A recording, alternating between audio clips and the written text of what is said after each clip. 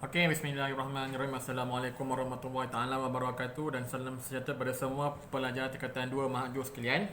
Okey, so pada hari ini kita akan sambung kita punya topik perbincangan dalam bab 4 kesihatan manusia, di mana pada hari ini kita akan tengok dalam topik 4.2 berkenaan dengan pertahanan badan. Okey, so pada kelas-kelas yang lepas kita telah pun membincangkan tentang topik 4.1 iaitu penyakit berjangkit dan juga penyakit tidak berjangkit, di mana kita pun memerihalkan apakah yang dimasukkan dengan penyakit, okey, dan apakah jenis-jenis penyakit yang ada dan perbezaannya, dan apakah cara ataupun kaedah bagaimana penyakit berjangkit ini boleh menjangkiti kita melalui beberapa medium dan juga dengan bantuan daripada vektor. Dan kita pun melihat contoh-contoh penyakit berjangkit yang dibawa oleh setiap medium tersebut. Okey, dan juga bagaimanakah kita boleh menghalang penularan penyakit berjangkit menggunakan beberapa mekanisme daripada peringkat primer hinggalah kepada peringkat tertiary. Okey. So hari ini kita masuk kepada subtopik 4.2 berkenaan dengan pertahanan badan. Okey. So seperti mana yang kamu maklum, okey, manusia ni dia ada sistem yang dipanggil sebagai sistem keimunan badan. Okey. So sistem keimunan badan kita ini specifically adalah untuk mempertahankan badan kita daripada serangan-serangan patogen. Okey. So kalau kamu ingat balik apakah itu patogen? Patogen adalah sesuatu yang boleh menyebabkan penyakit. Okey, baik mikroorganisme lah terutamanya. So apa sahaja yang boleh menyebabkan penyakit kita panggil sebagai patogen. Alright. Dan kita tengok kat sini bagaimanakah patogen ini boleh menjangkiti kita. Alright. So patogen ini berada di persekitaran kita, berada di luar badan kita. So bagaimanakah badan kita ini mempertahankan dirinya daripada daripada patogen tersebut memasuki badan kita. Okey. So pertahanan badan manusia ini boleh dibahagikan kepada dua. Okey. Yang pertama ialah pertahanan ataupun mekanisme pertahanan tidak spesifik. Yang kedua ialah mekanisme pertahanannya spesifik. Okey. So soalan balik kita ada dua jenis mekanisme pertahanan, iaitu mekanisme pertahanan yang tidak spesifik. Yang kedua ialah mekanisme pertahanannya spesifik. Okey. Dan untuk mekanisme pertahanan yang tidak spesifik, kita ada dua pecahan. Okey, iaitu kita ada barisan pertahanan pertama dan juga barisan pertahanan kedua. Okey. So kita tengok pada muka surat 82 buku teks kamu. Okey, kita tengok pada barisan pertahanan pertama. Okey. So barisan pertahanan pertama ini dia adalah kita punya bahagian luar badan kita, terutamanya kulit dan juga membran mucus kita. Okey. So kulit kita ini dia bertindak sebagai barisan pertahanan pertama di dalam mencegah kemasukan patogen masuk ke dalam badan kita. Okey. So apa yang kita boleh tengok kat sini dalam barisan pertahanan yang pertama, okey, dia punya main point adalah untuk menghalang patogen daripada memasuki badan. So dengan cara macam mana? So kita nak kita punya organ yang paling besar iaitu kulit. Okey. So kulit manusia ni dia terdiri daripada lapisan yang liat dan sukar untuk ditembusi oleh mikroorganisma. So kulit kita ini sebenarnya adalah satu struktur yang agak tough, yang agak tebal dan agak liat dan sukar bagi mikroorganisma untuk menembusi lapisan kulit kita kecuali jika ada luka.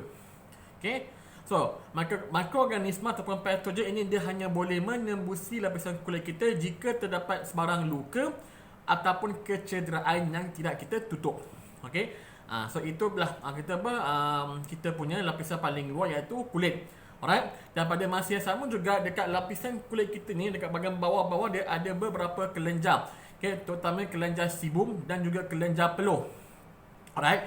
So kelenjar sebum dan juga kelenjar peluh ni dia akan merembeskan air peluh dan juga minyak ataupun sebum ke luar lapisan kulit ini bagi menghalang kemasukan patogen daripada memasuki lapisan kulit. Sebab dalam kita punya dalam kita punya air peluh dan juga kita punya sebum ini adanya kandungan ataupun bahan-bahan kimia yang boleh memusnahkan mikroorganisma di luar.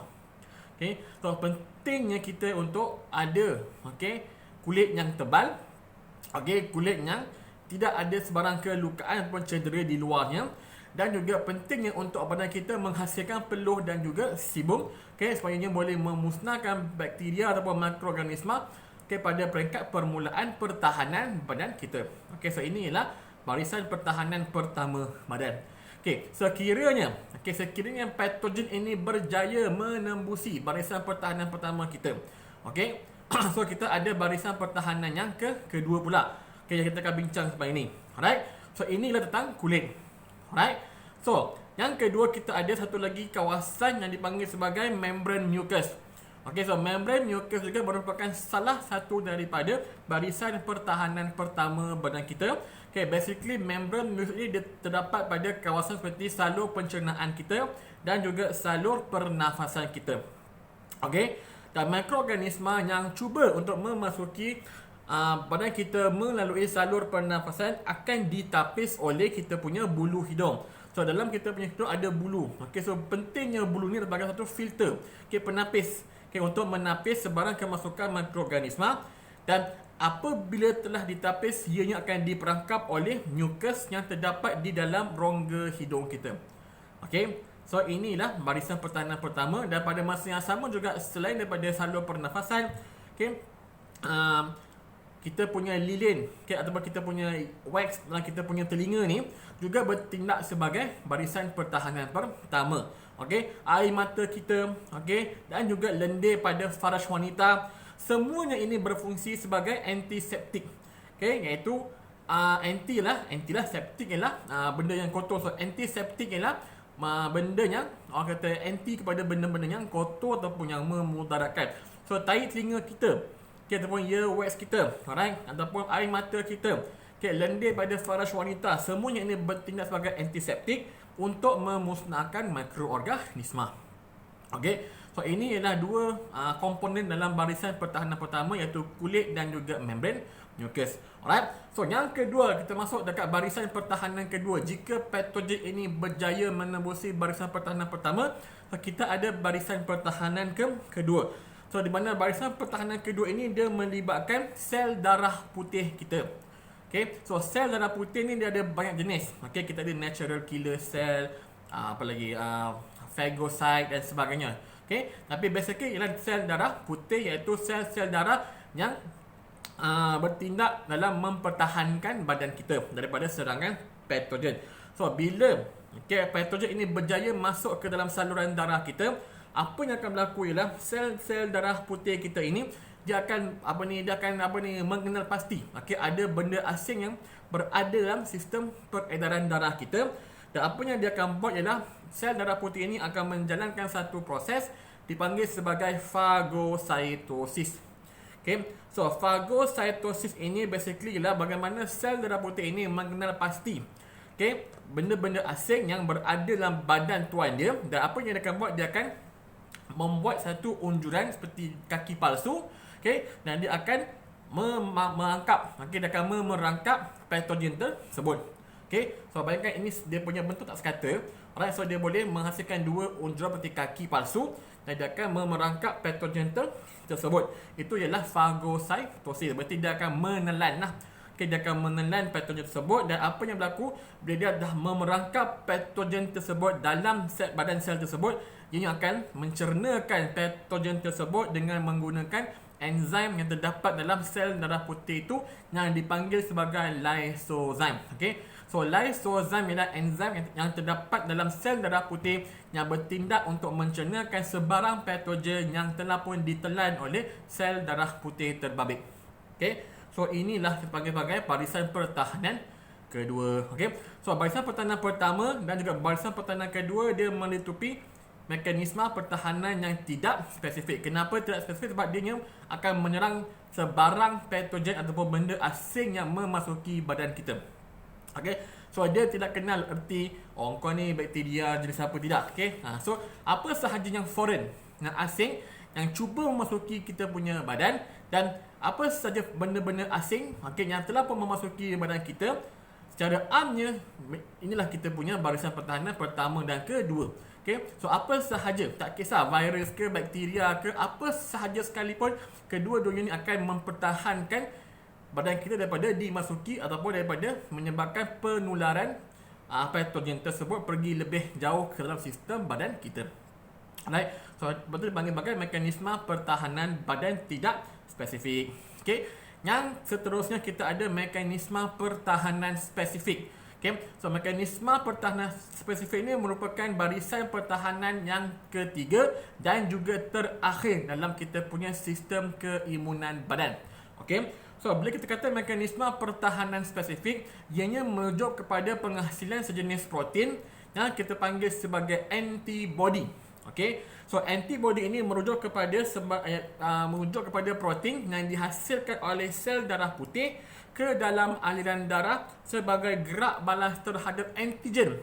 Okay. So apakah itu antigen? Antigen pula ialah jasad asing ataupun bahan yang bukan daripada badan kita sendiri yang merangsang penghasilan antibody. Okay. So untuk makluman kamu, setiap patogen, okay, sama ada bakteria, virus, protozoa dan sebagainya. So setiap patogen ini dia akan membawa dia punya kita panggil sebagai kad, kita punya IC lah. Dia punya identification card kita, okay? Macam kita lah manusia, alright? Kita pergi mana-mana, macam mana orang nak kenal kita, so kita akan ada kita punya IC itulah. So bila orang minta IC kita, okay, nama ni Faiz bin Parman, nombor IC lalala semua, okay? So the same thing juga macam patogen. Okay, setiap patogen dia ada dia punya IC dia, okay? Setiap patogen ada dia punya IC yang kita panggil sebagai antigen. Okay, so antigen ini dia terdapat pada badan ataupun pada sel-sel patogen tersebut sebagai dia punya identiti. Okay, dan setiap patogen ini dia mempunyai antigen yang berbeza. Okay, so once patogen ini telah pun memasuki badan kita dan berjaya melepasi kita punya barisan pertahanan pertama dan kedua, apa yang akan berlaku ialah sel darah putih kita yang lain, okay, dia akan dapatkan maklumat daripada patogen tersebut, okay. So dia akan tengok dekat badan patogen itu ada antigen, iaitu sesuatu jasad asing yang bukan daripada badan kita sendiri. So once dia dapat saja antigen itu, okay, sel darah putih kita akan kenal pasti, okay, dia akan siasat. Ni cara kata macam CSI lah. Dia akan kenal pasti, dia akan siasat. Okay, dan lepas itu daripada antigen tersebut maka sel darah putih kita akan menghasilkan protein yang dipanggil sebagai antibody yang spesifik kepada antigen tersebut. Okay, bererti kat sini antibody yang dihasilkan oleh sel darah putih kita ini adalah spesifik kepada antigen tertentu. Okay, so one dia kena satu antigen, contohlah antigen A. Okay, so dia akan menghasilkan antibody yang akan melekap kepada antigen tersebut dengan cantik, okay, dengan sempurna. Alright, so antibody ini dia tidak boleh mengenal pasti antigen yang lain. Okay, so dia hanya spesifik kepada antigen tertentu sahaja. Okay, sebab itulah kenapa penghasilan antibody ini dipanggil sebagai mekanisme pertahanan yang spesifik. Antibody ini hanya akan menyerang antigen yang spesifik sahaja. Okay, dia ibarat seperti apa? Seperti teori kunci dan mangga. So kunci kita ini, okay, kunci kita ini dia hanya spesifik kepada satu saja lock. Okay, so dia tak boleh digunakan untuk lock yang lain, betul tak? Okay, kalau ini adalah mangga A, hanya boleh guna kunci A saja. Kunci B tak boleh guna pada mangga A dan sebagainya. Okay, so ini dipanggil sebagai pertahanan yang spesifik. Okay, so sama juga antibody kita juga artinya akan bertindak balas terhadap antigen yang spesifik sahaja. Tapi untuk menghasilkan antibody tersebut, maka ianya perlu terdedah ataupun perlu menerima antigen daripada patogen tersebut. Okay, seperti dia kata kat sini, antigen terdapat pada patogen, molekul toksin dan juga sel darah daripada kumpulan yang lain. So dia tak limited kepada patogen seperti mikroorganisme, tapi dia juga boleh dijumpai pada molekul-molekul toksin dan juga sel darah merah daripada kumpulan darah yang lain. Okay, saya darah A, okay, A positif. Okay, jika saya menerima darah daripada kumpulan darah B, okay, di mana darah B dia nama dia B sebab apa? Sebab atas sel darah merah B adanya antigen B. So bila saya sel darah merah A, okay, menerima sel darah merah B, maka badan kita akan detect bahawa antigen B itu ialah satu benda yang asing, maka badan saya akan menghasilkan antibody untuk menyerang antigen B tersebut. Okay, so sama konsep macam dalam bentuk patogen yang menyebabkan penyakit berjangkit ini. Okay, itulah kita katakan bahawa penghasilan antibody adalah satu mekanisme yang spesifik. So once antibody telah pun dihasilkan oleh sel darah putih ini melawan antigen tertentu, maka antibody ini dia akan menyebabkan clumping. Okey, dia akan menyebabkan patogen tersebut akan bergumpal dalam sel darah merah. So bila patogen ini mula bergumpal di antara satu sama lain yang diikat oleh protein antibody ini, maka sel darah putih kita yang lain akan lebih mudah untuk menelan gumpalan tersebut dalam bentuk fagositosis. Okey. So kalau kita nak kontrakan dalam konsep masakan, antibody ni macam bahan perasa. Dia bagi sedap sikit pada patogen tersebut supaya sel darah putih kita dapat makan dengan lebih cepat. Alright. Tapi untuk menghasilkan antibody ni dia bukan mengambil masa sejam 2 jam, tapi mungkin mengambil masa seminggu, berhari-hari ataupun 2 minggu dan ke atas, bergantung kepada keaktifan sistem keimunan badan kita. Alright. Lepas tu lah penting jugalah untuk kita ni secara amnya untuk dapat penyakit. Okey. Macam kita kecil-kecil kan, kita kadang demam, okey, jatuh sana sini, sebenarnya itu satu orang kata macam pendedahan yang terbaik. Okay, so bila kita terdedah kepada patogen pada usia yang muda, maka antibody ini boleh dihasilkan dengan lebih baik. Okay, dan baik yang tentang kita punya sistem keimunan ini ialah ianya boleh hafal. Okay, dia ada satu mekanisme memori. Okay, once dah dijangkiti oleh patogen A, maka badan kita setelah membuat analisis dan menghasilkan antibody bagi patogen A tadi, maka jika berlakunya jangkitan yang sama daripada patogen A mungkin dalam 2-3 tahun akan datang, maka badan kita ni dia dah hafal. Okay, dia ada memori. Okay, dia ada bank maklumat. Oh, ini benda yang sama dulu. So dia akan terus menghasilkan antibody dengan cepat tanpa dia mengambil masanya lama. Okay, so inilah kita panggil keimunan punya spesifik. Alright.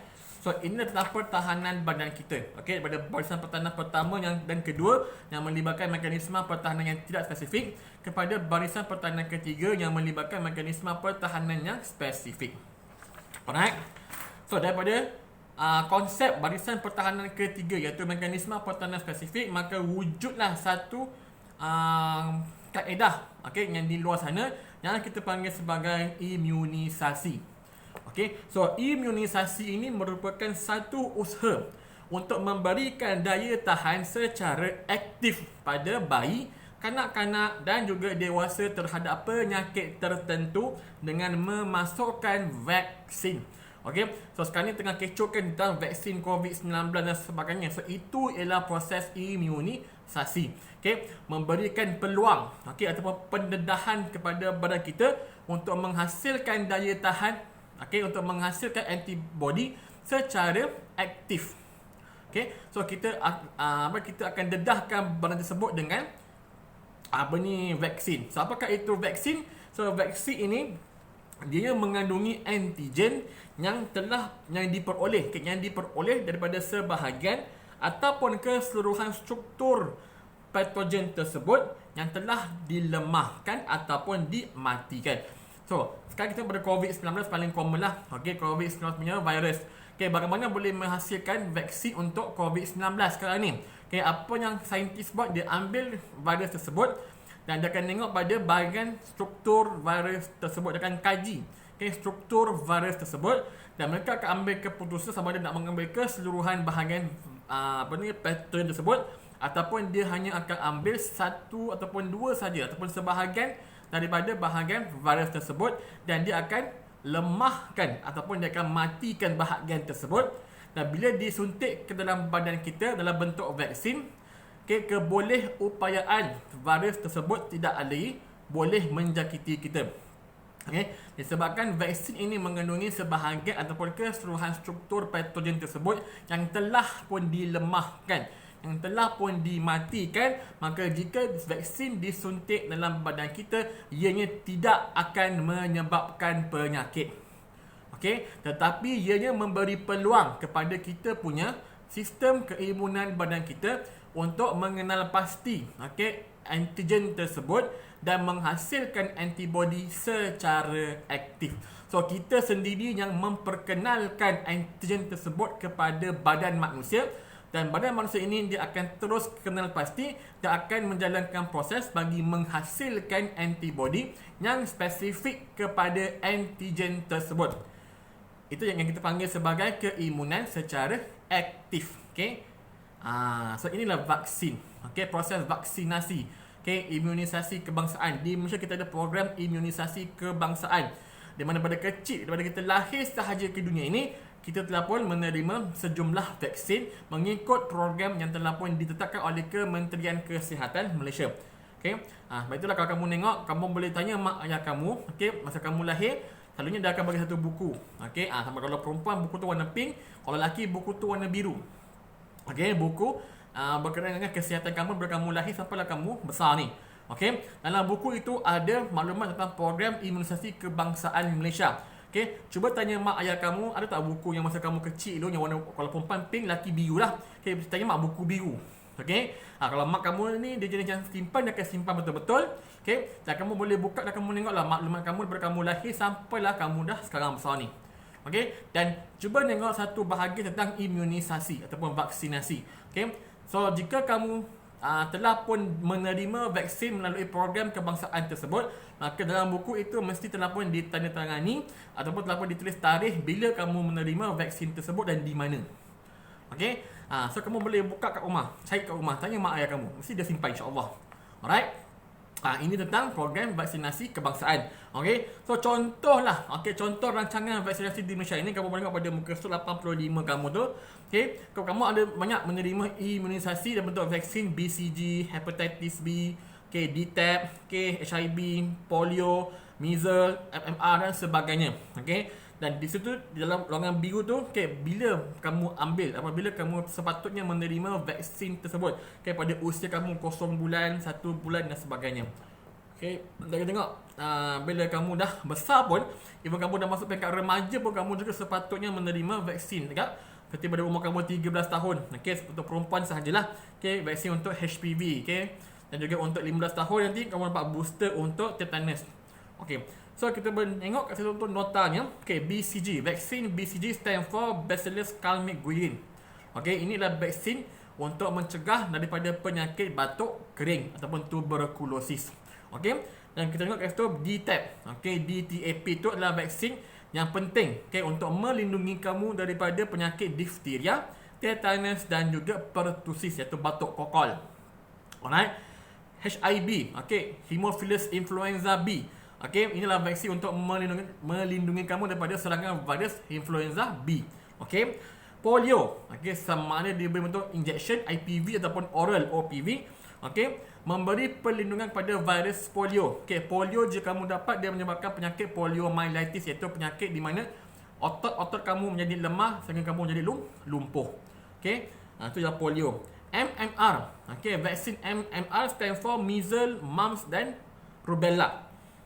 So kamu akan dapat penyakit dapat pertahanan daripada penyakit measles iaitu demam campak yang teruk, penyakit mumps iaitu beguk dan juga rubella. Right? MR adalah dose booster, HPV, human papilloma virus, yang boleh menyebabkan kanser cervix pada wanita. Sebab itu vaksin untuk HPV ni kita beri eksklusif kepada wanita. Alright. So ada banyak lagi vaksin yang kamu boleh dapat selain pada dalam program kebangsaan tu. Ada vaksin yang mungkin kamu kena beli, seperti vaksin pneumococcal, untuk pertahanan terhadap penyakit pneumonia. Walaupun tak ada pneumococcal vaksin tak ada dalam senarai imunisasi kebangsaan sebab dia mungkin mahal. So kalau kamu nak dapatkan, boleh pergi ke klinik-klinik swasta lah. Kena bayar sikit. Vaksin pneumococcal, dan kita ada vaksin tambahan seperti influenza A. Yang tu pun kena beli kat luar. Alright. Lepas tu vaksin untuk rotavirus, untuk mengelakkan penyakit cerit-berit dalam kanak-kanak. So ada setengah vaksin yang tak termasuk dalam program imunisasi kebangsaan. Tapi kamu boleh dapatkannya di klinik-klinik swasta di luar lah. So inilah fungsi vaksin. Vaksin ni untuk sekadar merangsang kita punya sistem keimunan untuk menghasilkan antibody secara aktif. Seperti mana yang berlaku sekarang, kita tengah pun menunggu waiting list untuk mendapatkan COVID-19 punya vaksin. So bila kita dapat COVID-19 punya vaksin ini, insya-Allah badan kita akan merangsang antibody terhadap virus COVID-19 ini secara aktif. Dan bila masa telah lengkap jadual vaksinasi kita terhadap COVID-19, jika Jika kita dijangkiti oleh virus COVID yang sebenar, yang aktif, maka badan kita yang telah pun divaksinkan dengan vaksinasi COVID sebelum ini akan automatik terus menghasilkan antibody yang spesifik kepada virus tersebut dan akan membunuh virus tersebut sebelumnya yang boleh menyebabkan penyakit kepada kita. Okay. Sebab itulah kenapa kamu kena betul-betul faham tentang konsep vaksin dan juga program imunisasi kebangsaan kita. Okay. So inilah tujuan dan program ini. Okay. Konsep imunisasi ini lebih banyak membantu membentang, memusnahkan penyakit-penyakit berjangkit di dunia ini seawal kurun ke-19. Okay. Smallpox telah pun tiada di dunia. Okay. Kalau ikutkan secara amnya pertussis pun dah tak ada sepatutnya, tapi masih lagi ada beberapa negara yang ada pertussis. Okay, measles, even polio pun dah tak ada dah.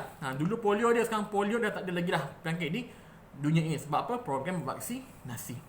Okay, so betul-betul fahamkan tentang konsep vaksinasi ini sebab ianya bukan sekadar memberikan pertahanan kepada kita, tetapi juga akan memberikan pertahanan secara kelompok kepada keseluruhan masyarakat di sekeliling kita. So bila masa semua orang mengambil vaksin, maka akan wujud satu konsep dipanggil sebagai keimunan secara kelompok.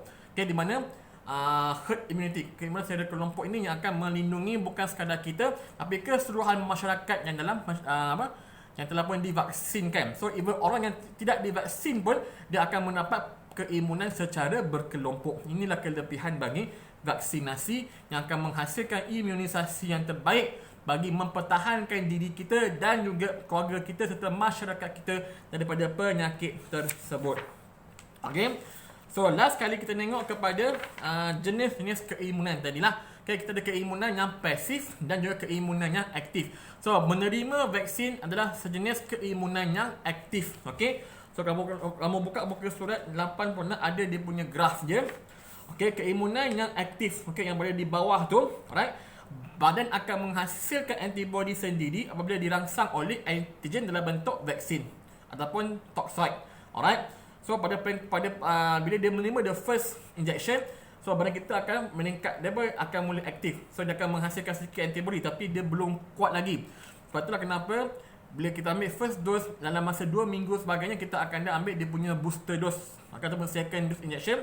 Tapi kita ambil yang second vaksin punya suntikan, dia akan terus menyebabkan kita punya keimunan kita akan berada pada tahap yang optimum.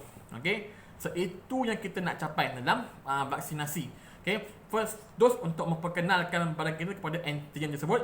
Second dose untuk merangsang keseluruhan kita punya sistem imun untuk menghasilkan antibody untuk mencapai ketahanan yang optimum. Okay. Keimunan yang optimum.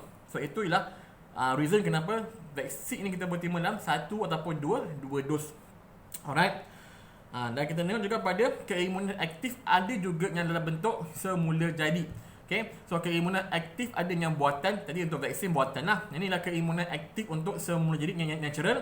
Bagaimana?